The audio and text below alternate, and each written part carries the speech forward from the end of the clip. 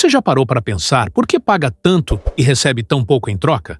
Por que a estrada que você usa tem buraco, o hospital público está superlotado, a escola do seu filho não tem material, mas os impostos saem certeiros todo mês do seu salário, da sua nota fiscal, do seu combustível, da sua conta de luz?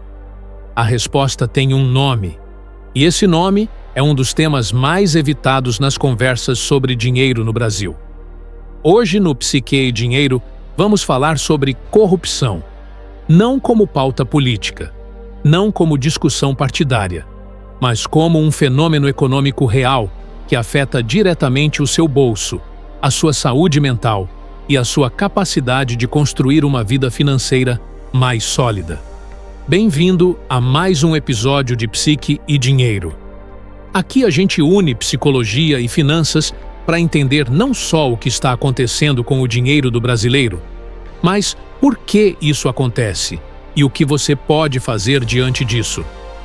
Vamos começar com um número que vai fazer sentido imediato na sua vida. O Brasil arrecada em impostos o equivalente a cerca de 33% do PIB nacional. Isso coloca o país entre os que mais tributam no mundo. Para comparar, países como Chile e México arrecadam entre 20% e 23% do PIB. Os Estados Unidos arrecadam cerca de 27%. O Brasil arrecada 33%. E o que o brasileiro recebe em troca dessa carga tributária enorme? Serviços públicos que frequentemente não funcionam, saúde pública sobrecarregada, educação com déficits históricos, infraestrutura precária, segurança pública insuficiente. Existe uma palavra para descrever essa equação onde você paga muito e recebe pouco, e essa palavra é ineficiência. E parte significativa dessa ineficiência tem nome: desvio, superfaturamento, má gestão e corrupção. Mas como isso sai do nível abstrato e chega até o seu bolso de forma concreta e diária? É exatamente isso que vamos destrinchar agora. O primeiro canal é o mais direto: os impostos. Quando recursos públicos são desviados ou mal utilizados, o governo precisa de mais dinheiro para cobrir os buracos. Mais dinheiro significa mais impostos ou mais dívida. Mais dívida significa juros mais altos. E juros mais altos, como já falamos em episódios anteriores, encarecem tudo: o financiamento da sua casa, do seu carro, o crédito que você usa no cartão, o empréstimo que você eventualmente precisa. A corrupção não fica nos cofres públicos, ela escorre até a sua conta bancária. O segundo canal é a inflação indireta. Quando há superfaturamento em obras públicas, quando contratos são inflados, quando dinheiro destinado a subsídios de energia ou alimentos é desviado, o custo disso aparece nos preços.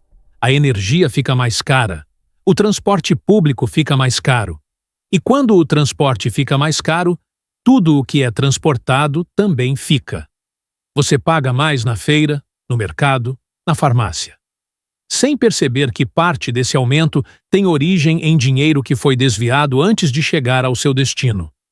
O terceiro canal é o mais silencioso e talvez o mais devastador do ponto de vista psicológico: a destruição do capital social.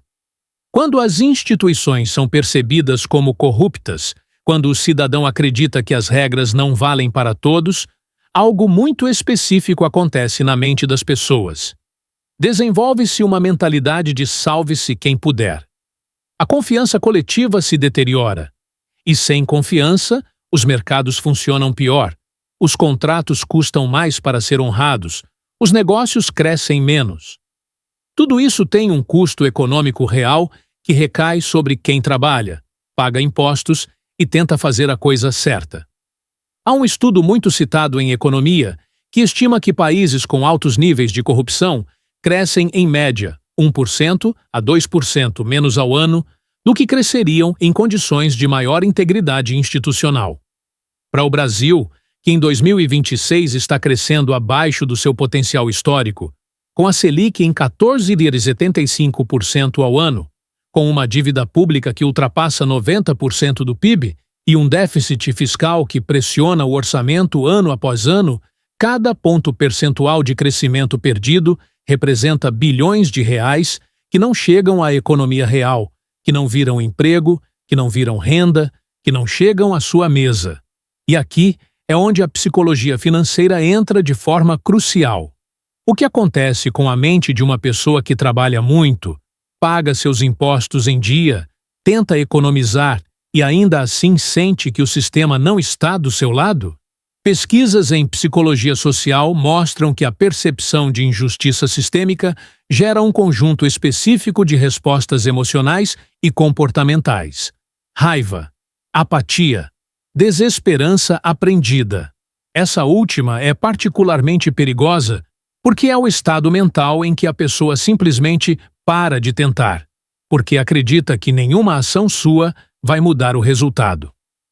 A desesperança aprendida no contexto financeiro se manifesta como desistência do planejamento, como consumo impulsivo no presente, porque o futuro parece incerto demais para valer a pena planejar, como a sensação de que investir não adianta porque o governo vai tomar de um jeito ou de outro. Esse estado mental é financeiramente destrutivo e a corrupção sistêmica é um dos principais combustíveis que o alimenta.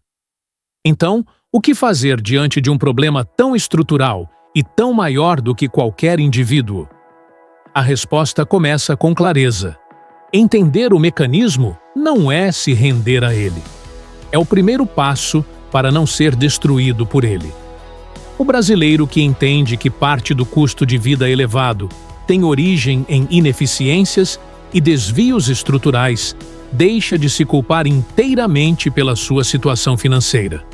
E isso não é permissão para se omitir financeiramente, mas é a base para tomar decisões mais inteligentes dentro da realidade que existe. Na prática, isso significa algumas coisas concretas. Primeiro, proteja o seu poder de compra ativamente, porque a inflação que a corrupção alimenta não vai esperar você estar pronto para investir. Dinheiro parado perde valor. Segundo, evite ao máximo o endividamento caro, especialmente o crédito rotativo, porque os juros altos que a dívida pública pressiona para cima vão trabalhar contra você se você estiver do lado errado da equação. Terceiro, construa ativos fora do alcance da inflação, seja educação, seja conhecimento, seja investimento em renda variável ou fixa com proteção inflacionária, seja empreendimento. E quarto, e talvez mais importante para a sua saúde mental, separe o que está no seu controle do que não está. Você não controla a política fiscal do governo, não controla os índices de corrupção do país, mas você controla o que faz com cada real que entra no seu bolso. E nesse campo, a sua decisão tem um poder imenso. O Brasil, em 2026, é um país onde trabalhar muito não garante prosperidade automática. Mas é também um país onde quem entende o jogo, quem conhece os mecanismos que drenam a riqueza do trabalhador e se posiciona de forma consciente diante deles, tem uma vantagem real sobre quem simplesmente trabalha, gasta e repete o ciclo sem questionar. Você chegou até aqui porque quer entender. E entender é o começo de tudo. Deixe nos comentários o que você sentiu ao ouvir essas informações. Raiva? Reconhecimento? Determinação? Sua percepção enriquece essa conversa e ajuda mais brasileiros a acordarem para essa realidade. Se este episódio fez sentido para você, deixe o seu like, compartilhe com alguém que precisa ouvir isso e se inscreva no canal Psique e Dinheiro. Até o próximo episódio.